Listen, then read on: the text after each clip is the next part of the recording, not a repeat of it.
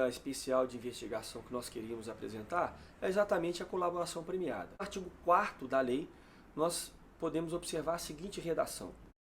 O juiz poderá, a requerimento das partes, conceder o perdão judicial, reduzir em até 2/3 a pena privativa de liberdade ou substituí-la por pena restritiva de direitos daquele que tenha colaborado efetiva e voluntariamente com a investigação e com o processo criminal, desde que dessa colaboração advenha um ou mais dos seguintes resultados.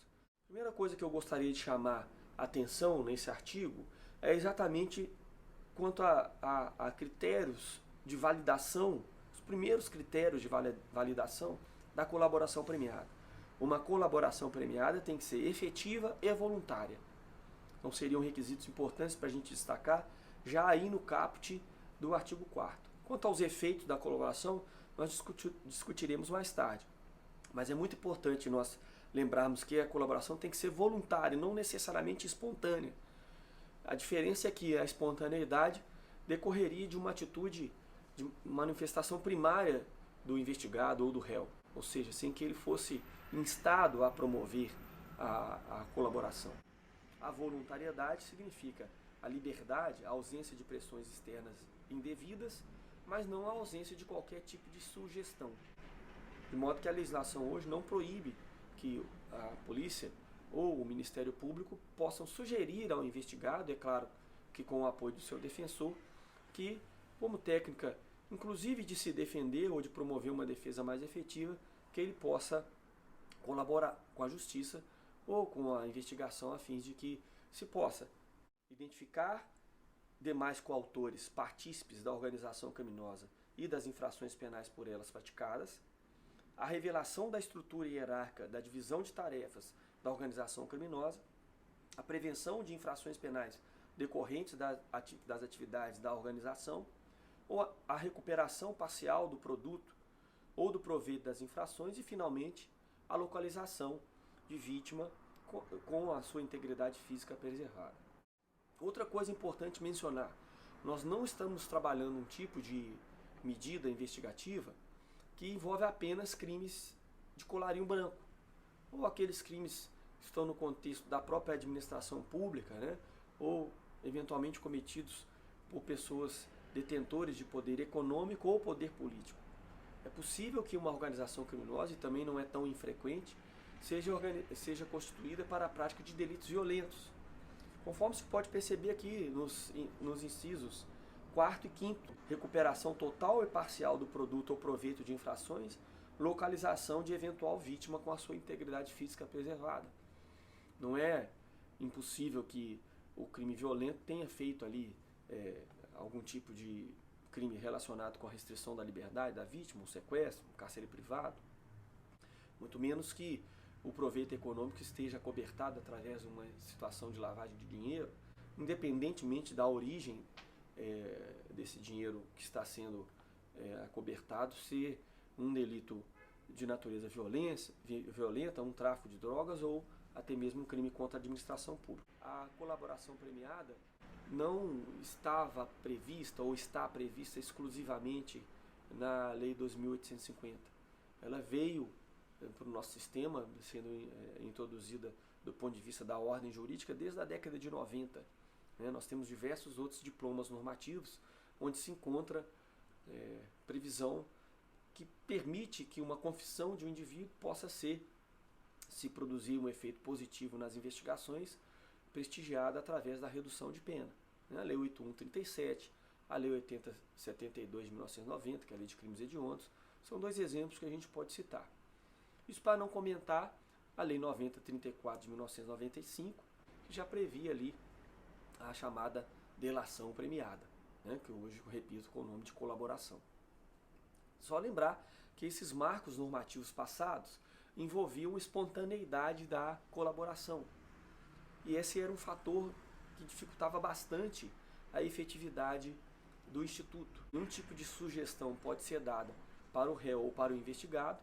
Nós sabemos que a possibilidade desse réu ou investigado, eventualmente até mesmo assistido por um defensor, resolver colaborar com a atividade policial, atividade ministerial, é quase que nula.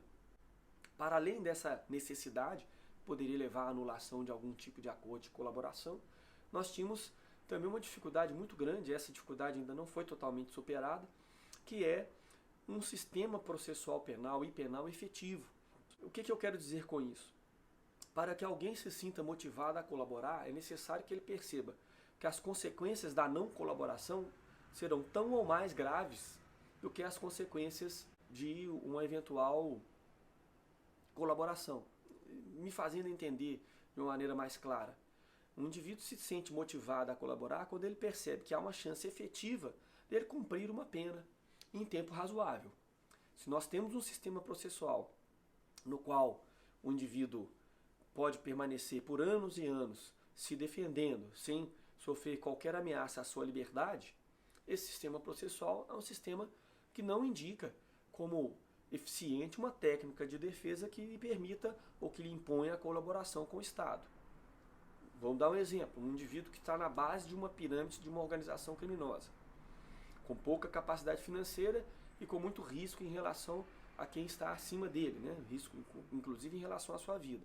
Não estará incentivado a prestar uma colaboração com o poder público se ele imagina que durante o processo ele permanecerá solto, mesmo recorrendo de uma decisão que eventualmente venha mais ou menos rápida e tem aí uma possibilidade de recursal ou de permanecer com um recurso em aberto, sendo apreciado por anos a fio. Né? Imagine aí, alguém condenado em primeira instância com 1 ano e meio após a imputação, mas que recorra ao tribunal e depois ao Superior Tribunal de Justiça e depois ao Supremo Tribunal Federal e que aguarde aí 10, 15, 20 anos para uma solução definitiva. Serão 10, 15, 20 anos de liberdade. Nesse sentido, não há nenhum incentivo para que alguém possa colaborar com o Estado. Quero dizer isso porque uma eventual possibilidade de prisão após o esgotamento das vias ordinárias de recurso, somada à possibilidade de uma prisão cautelar que não seja afastada, claro, motivada com base lá nos artigos do Código de Processo, né? Desde que haja demonstração da sua necessidade. São elementos, são ingredientes fortes que o indivíduo que se sinta ameaçado pela atuação do Estado, ameaçado de uma maneira lícita, por óbvio, né? Ameaçado pela força da legislação, pela força do processo, né? Possibilidade efetiva dele ser apenado. Apenas essa possibilidade efetiva é que se coloca como razão para alguém colaborar. Então, o afastamento da exigência de uma espontaneidade, somado a uma eficiência maior do sistema processual penal, no sentido de permitir o encontro de uma solução definitiva em menos tempo, são ingredientes importantes para que o eventual criminoso que está no contexto de uma organização criminosa possa colaborar ou participar de uma maneira positiva com uma investigação, tá ok? Então, é importante a gente lembrar desses detalhes. Dando sequência, né, para a gente mostrar algumas dessas legislações que já envolviam hipótese de colaboração, confirmando a tese que foi apresentada aqui, vocês prestem atenção no quadro que vai ser exposto sobre a legislação. A Lei 8072, por exemplo, vejam aí, o artigo 8º, né, dizia que será de 3 a 6 anos a reclusão, a pena prevista no artigo 288 do Código Penal, então Código Penal envolvendo aí o crime que então era de quadrilha ou bando, hoje associação criminosa, quando se tratar de crimes hediondos, prática de tortura, tráfico ilícito de entorpecentes, drogas ou afim. Parágrafo único dizia que o participante e o associado que denunciasse à autoridade o bando ou quadrilha, possibilitando seu desmantelamento, teria a pena reduzida de 1 a 2 terços. Hipótese de colaboração. Veja que poucos elementos estavam apresentados nessa legislação, de modo que o Instituto era bastante difícil de ser aplicado, né? Primeira definição do que seria um participante, um associado, já estaria alguma questão. A expressão denúncia é uma expressão lacônica, né? Inclusive dúbia, né? Porque nós sabemos que denúncia em processo penal é a peça inicial da ação. Então nós já teríamos aí alguma dificuldade. Denunciar autoridade, que autoridade? Policial? Autoridade ministerial? Possibilitar desmantelamento? Então, ideias relacionadas com isso trariam muita dificuldade de exercício desse tipo de direito. Na próxima tela, a comparação da redação dos artigos 25 e 16, respectivamente, da Lei 7492 de 1986, que trata dos delitos financeiros, né, e da 8137, que trata de delitos contra a ordem tributária. Vejamos, em relação aos crimes financeiros, ou cometidos no contexto das instituições financeiras, são penalmente responsáveis nos termos dessa lei controlador, administradores de instituição financeira, assim considerados os diretores. Então, na sequência do artigo, li o caput para vocês perceberem, nos crimes previstos nessa lei, cometidos em quadrilha ou coautoria, o coautor ou o partícipe, através de confissão espontânea, o problema da espontaneidade que eu já havia comentado, né, que revelasse à autoridade policial ou judicial toda a trama delituosa, teria sua pena reduzida de 1 a 2 terços. De novo, friso, necessidade de espontaneidade como um problema sério a implementação desse parágrafo aí do artigo 25.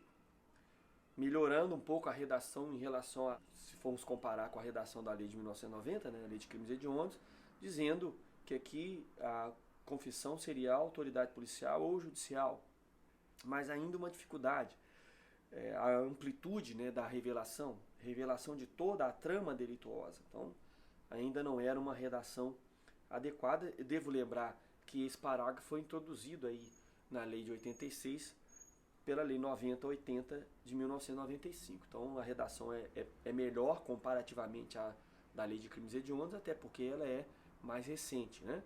Mas ainda assim não o suficiente para permitir uma grande implementação do Instituto. Aí na lei 8137 de 91, de novo, uma redação bastante semelhante, né, à anterior que eu mencionei, e também introduzida pela mesma legislação. Nos crimes previstos nesta lei, cometidos em quadrilha ou coautoria, o coautor, o partícipe, através de confissão espontânea, terá, no caso aqui da redação, a sua pena reduzida de 1 a 2 terços. As dificuldades são as mesmas, tanto para os crimes financeiros, quanto para os crimes contra a ordem tributária. Um pouco mais à frente, né, vocês verificam a redação da Lei 9269 de 1996. Se o crime é cometido em concurso, o concorrente que denunciar a autoridade, facilitando a libertação do sequestrado, terá sua pena reduzida de 1 a 2 terços. Uma redação também bastante lacônica naqueles delitos relacionados a tráfico de pessoas, sequestro, etc. Então, ainda assim não o suficiente para permitir a implementação do direito. Mesmo em 1998, já se aproximando mais, né, da nossa época atual, né, nós tivemos aí na lei dos crimes de lavagem uma previsão também da colaboração premiada ou da delação premiada, usando as duas formas de dirigir a questão, né? A pena poderá ser reduzida de 1 a 2 terços, ser cumprida em regime aberto ou semiaberto, facultando-se ao juiz deixar de aplicá-la ou substituí-la a qualquer tempo por pena restritiva de direito se o autor, coautor ou partícipe colaborar espontaneamente com as autoridades, prestando esclarecimentos que conduzam à apuração das infrações. De novo, mesmo em 98, a questão da espontaneidade sendo um elemento forte, né, para dificultar a implementação do direito. Trouxe aí no quadro para vocês a redação da Lei 9.807 de 99 e da 11.343, para mostrar a mudança, uma guinada, né, nas leis mais recentes, quanto à inexigência da espontaneidade. O indiciado ou acusado que colaborar voluntariamente com a investigação policial e o processo criminal na identificação dos demais coautores e partícipes do crime, na localização da vítima com vida ou na recuperação total ou parcial do produto do crime, teria a possibilidade de ter sua pena reduzida. Lei 9807 de 99, a Lei de Proteção às Testemunhas. A Lei 11.343 também, aí já em 2006, alterando a expressão espontaneidade para voluntariedade, né? Ou colocando a voluntariedade aí sim como elemento. E repito, para fechar essa comparação, que o que é espontâneo é aquilo que não é objeto de qualquer incentivo ou provocação. O que é voluntário, fruto de uma tomada de decisão que não está sob a pressão, seja psicológica, seja física, de quem quer que seja. Tá? Então não confundam, voluntariedade nesse caso, ainda assim se preserva, por óbvio, né, não poderia ser diferente, um estado de ânimo onde a decisão seja uma decisão legítima. Se alguém se sente ameaçado, se é torturado, ou se a gente puder compreender que a própria condição de preso é algo que está o levando a se sentir pressionado para a colaboração, isso poderá ser um ingrediente importante na anulação do eventual acordo. Tá? Não nos esqueçamos, os motivos de uma prisão cautelar estão definidos nos artigos 311 e seguintes do Código de Processo Penal. Se eles estão presentes, essa prisão cautelar é válida. Uma eventual prisão cautelar inválida, né, em desobediência à norma processual, que porventura force a uma colaboração, nós poderíamos encontrar aí um vício que permitisse a anulação desse acordo, né, até se não precisasse outra referência, pensando numa ilicitude por derivação, tá ok? Então os destaques que a gente pode dar aí ao caput, né, e aos incisos do artigo 4º da Lei 12.850 são inicialmente o fato de que a colaboração não necessita ser espontânea, ela pode ser voluntária, ou seja, pode haver participação do delegado de polícia, do Ministério Público, incentivando, né, a pessoa a colaborar, evidentemente desde que a sua defesa, sendo exercida de maneira livre, entenda que isso é o melhor caminho a ser seguido. A outra questão que está em destaque é o fato de que a colaboração não é ela em si a prova, ela é um meio de obtenção de prova e assim já foi entendido com muita tranquilidade pela jurisprudência. A gente ainda vai destacar mais para frente a questão do depoimento do colaborador. Essa aí é uma temática que ainda não está totalmente definida, mas que a própria lei já dá um caminho para demonstrar seus aspectos de validade. Tá? Quanto ao acordo de colaboração, é um meio através do qual outras provas poderão ser apresentadas, a confissão, o depoimento do colaborador tem lá um tratamento específico na lei. Em relação aos envolvidos no acordo de colaboração, especialmente da parte do Estado, né, ficou definido na ADI 5508, de relatoria do ministro Marco Aurélio, que as autoridades policiais, portanto os delegados de polícia, podem firmar os acordos. Né? No contexto das discussões que aconteceram no Supremo Tribunal Federal, preciso só destacar que as consequências de um eventual acordo que afetassem, né, a atividade do Ministério Público não estariam à disposição dos delegados em relação aos seus trabalhos. Né? Especificamente, as questões relacionadas com a iniciativa da ação, elas ficariam fora da possibilidade de acordo feito exclusivamente por autoridade policial. Claro que os membros do Ministério Público também podem chancelar acordos já propostos e aceitos, né, no contexto das investigações policiais, ou eles próprios conduzirem os seus acordos. E aí sim, todas as possibilidades de efeitos do artigo 4º, lá que nós já comentamos, poderão acontecer. Em relação às consequências do acordo de colaboração, as quais nós estávamos comentando, elas podem ser a redução de pena, que vai até 2/3, a substituição da pena privativa de liberdade por penas restritivas de direito, a concessão do perdão judicial, que é uma hipótese de extinção de punibilidade, a suspensão do prazo para oferecimento de denúncia por até 6 meses, né, prorrogáveis por igual período, está no parágrafo 3º aí do artigo 4º, o arquivamento do inquérito com a não oferta ou não oferecimento da denúncia, né? Lembrando que nesse caso aí nós estamos nos deparando com um certo abrandamento do princípio da obrigatoriedade da ação penal, e é claro, no mesmo contexto em que nós podemos aplicar o artigo 28 do Código de Processo Penal, quando há discordância entre a proposição de arquivamento feita pelo Ministério Público e a análise das provas trazidas no inquérito pelo juiz, né, que é o recebedor, o competente para ação penal, esse mesmo contexto do artigo 28 do Código de Processo Penal. Lembrança aqui é de que o arquivamento de inquérito não é uma operação que se dá por força de uma deliberação ou determinação ministerial. Se dá num contexto de um evento complexo, onde há a propositura do arquivamento ou a proposta do arquivamento por parte do membro do Ministério Público e a chancela, de acordo com os requisitos legais, pelo magistrado. Em outras palavras, o arquivamento se dá por uma decisão judicial Portanto, há essa possibilidade aí de exercício de controle da obrigatoriedade da ação penal por parte do juiz, que nós já conhecemos e estudamos quando analisamos o Código de Processo Penal, na sua parte que envolve todos os delitos, não apenas os delitos praticados por organizações. Além dessa possibilidade de arquivamento, nós temos a redução da pena de até metade quando nós temos uma colaboração posterior à sentença. Bom, gente, então como a gente estava analisando, né, nós pegamos a parte relacionada às consequências do acordo de colaboração. É possível que vocês tenham notado que essas consequências podem acontecer nas 3 fases em que se desenvolve um processo penal no Brasil, né? A fase pré-processual, a fase judicial ou processual propriamente dita e a fase de execução. Né? Lembrando, né? Na fase pré-processual o acordo pode resultar inclusive no não oferecimento de uma denúncia. Na fase judicial, após a produção das evidências, né, e coleta dos materiais apresentados pelo colaborador, as consequências podem ser a redução da pena, perdão judicial e até mesmo a questão do sujeito ter ali algum tipo de vantagem em relação ao próprio cumprimento dessa pena. E em fase de execução, ou seja, se um acordo for proposto após a condenação, é possível que haja redução da pena até a metade.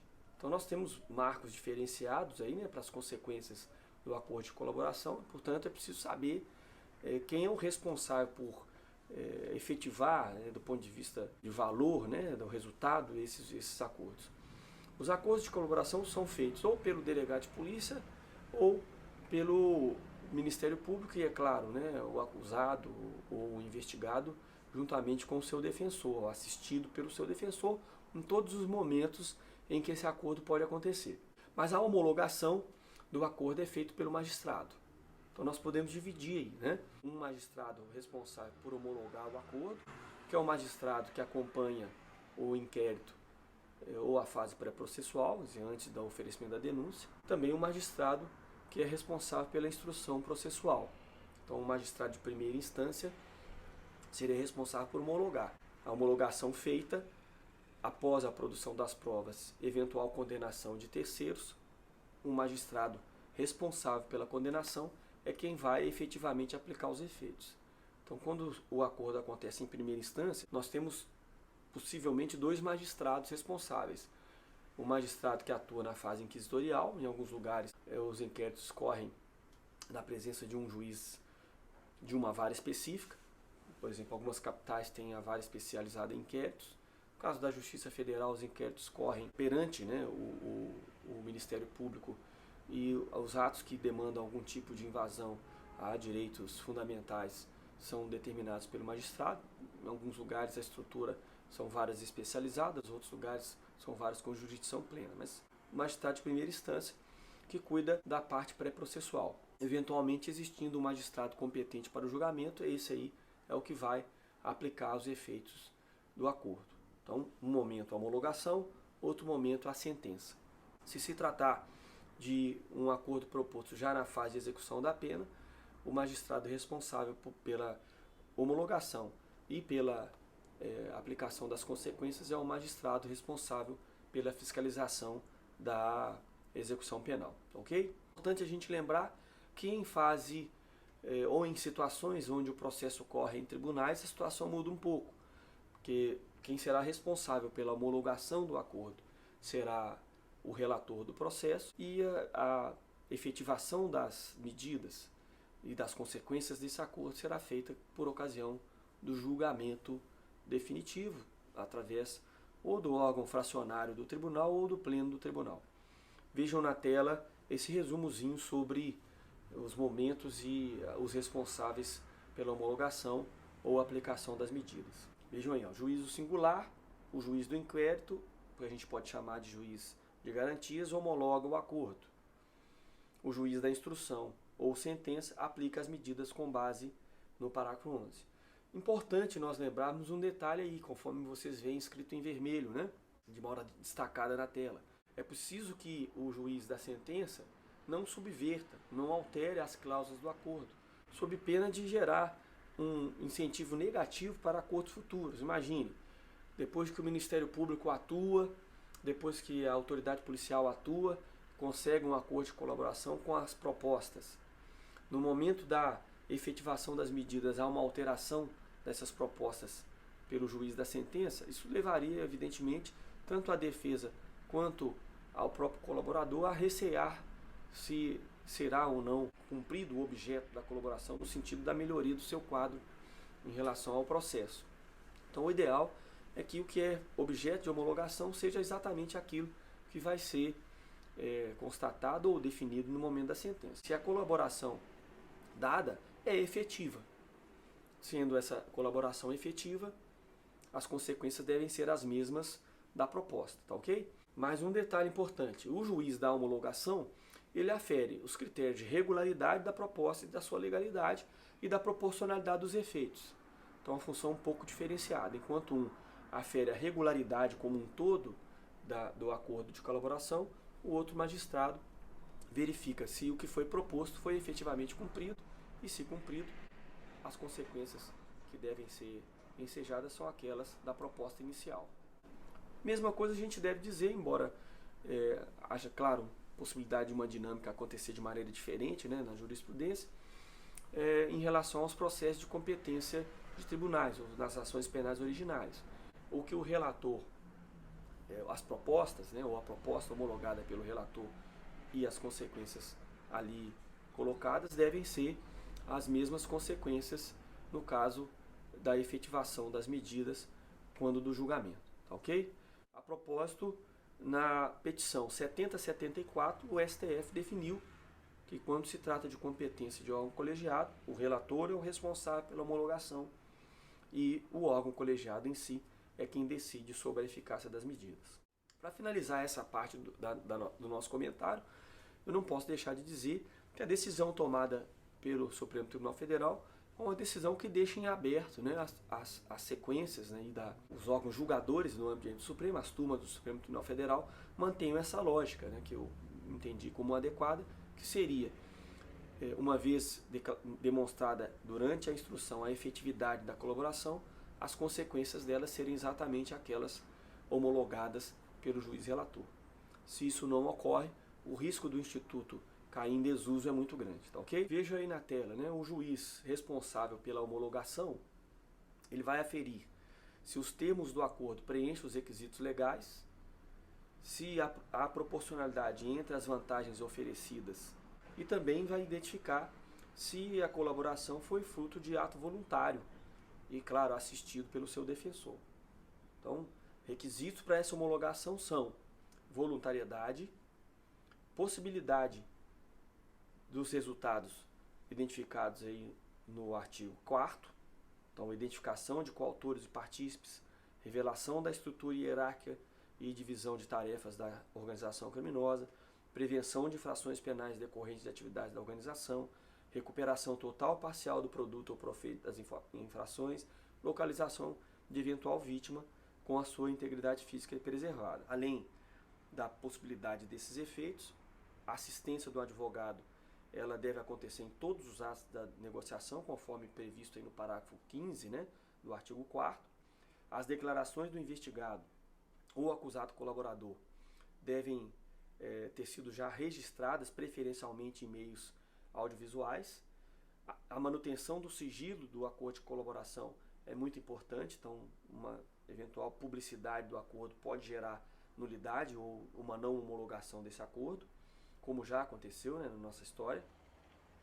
A cópia desses autos de investigação com a presença dos elementos de prova, né, independentes da colaboração, que vão dar suporte a uma credibilidade daquilo que está sendo colocado, daquilo que está sendo proposto, certo? Então, vejam como a colaboração premiada é um meio de encontro de provas.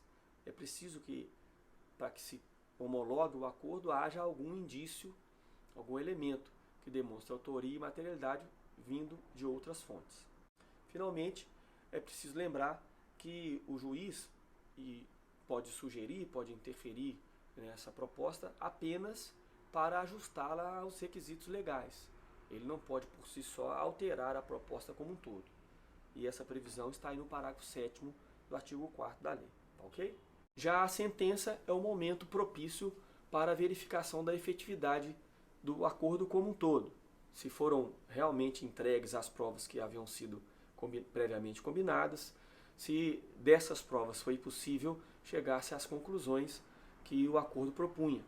Se houver o casamento entre essas evidências e os resultados, o juiz então aplicará todos os efeitos do acordo dentro da sentença do colaborador. Detalhe importante é que o depoimento do colaborador vai ser prestado, envolvendo, é claro, os outros partícipes e coautores ou as outras medidas importantes para essa investigação, através de um compromisso de dizer a verdade. Quando um colaborador se propõe a apresentar, além de outras provas, a sua própria versão dos fatos como evidência, ele assume o compromisso de dizer a verdade e pode sofrer as consequências caso essa verdade não seja mencionada. Tá? Vamos perceber aí que o depoimento do colaborador difere de uma confissão obtida no interrogatório em outro contexto. Um interrogatório do réu, do investigado, do acusado, num contexto onde nós não estamos trabalhando medida especial de persecução de um crime cometido por organização criminosa, tem efeitos diferentes. O sujeito tem o direito ao silêncio, o sujeito tem o direito, inclusive, em certa medida, de não falar a verdade sobre os fatos. Mas quando está num contexto de acordo de colaboração, ao firmar o acordo, ele abre mão dos direitos constitucionais relativos especialmente ao privilégio contra a autoincriminação. Ele pode e deve prestar declarações à luz da verdade. Essas declarações podem implicar a ele e a terceiros. No caso das implicações que acontecem em relação ao próprio colaborador, elas estão dosadas com a proposta, as vantagens que ele vai obter no acordo. Em relação a terceiros, se pode utilizar a prova ou a evidência como meio de prova que, somada a outras evidências, levarão à condenação desses terceiros. Então, olha bem, o acordo de colaboração é um meio de obtenção de prova. A declaração prestada pelo colaborador, pelo menos à luz do que prevê a lei, deve ser considerada como se fosse um depoimento de uma testemunha, e nós temos conhecimento de que um depoimento isolado não pode gerar a condenação de quem quer que seja. Esse depoimento tem que ser somado a outras evidências. Então eu afirmo que o depoimento de um colaborador tem efeito probatório, porém não pode isoladamente promover ou permitir a condenação de quem quer que seja. No nosso próximo encontro, nós vamos falar da infiltração de agentes policiais e outras medidas de persecução no contexto das organizações criminosas. Nos vemos lá no Portal de Direitos.